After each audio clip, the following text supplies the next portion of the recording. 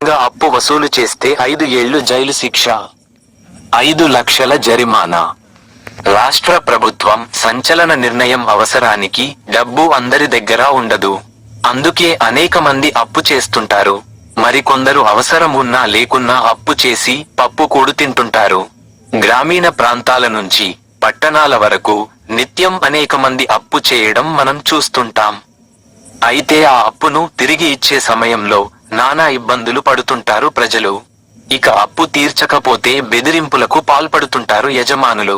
బలవంతంగానైనా అప్పులు వసూలు చేస్తుంటారు. అయితే తీసుకున్న అప్పును బలవంతంగా వసూలు చేస్తే ఇకపై 5 ఏళ్లు జైలు శిక్ష విధించనుంది తమిళనాడు రాష్ట్ర ప్రభుత్వం. అంతేకాక 5 లక్షల జరిమానా కూడా విధించనుంది. ఈ మేరకు ఇందుకు సంబంధించిన బిల్లును రాష్ట్ర ప్రభుత్వం ప్రవేశపెట్టారు.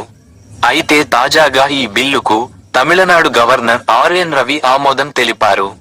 దేశంలో సామాన్య రైతుల నుంచి చిరు వ్యాపారులు, వీధి వ్యాపారులు ఇలా నిత్యం లక్షలాది మంది నిత్యం అప్పులు చేస్తూ ఉంటారు. ఆ అప్పులు తీర్చే క్రమంలో తీవ్ర ఇబ్బందులు పడుతూ ఉంటారు.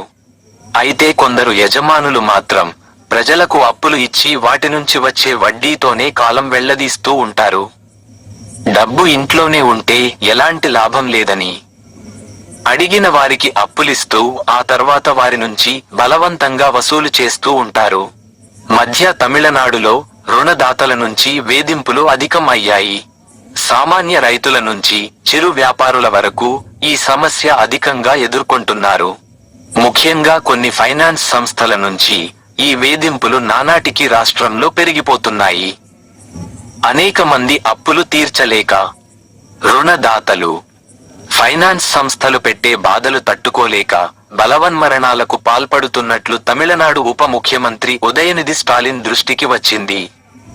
దీంతో ఆయన సంచలన నిర్ణయం తీసుకున్నారు.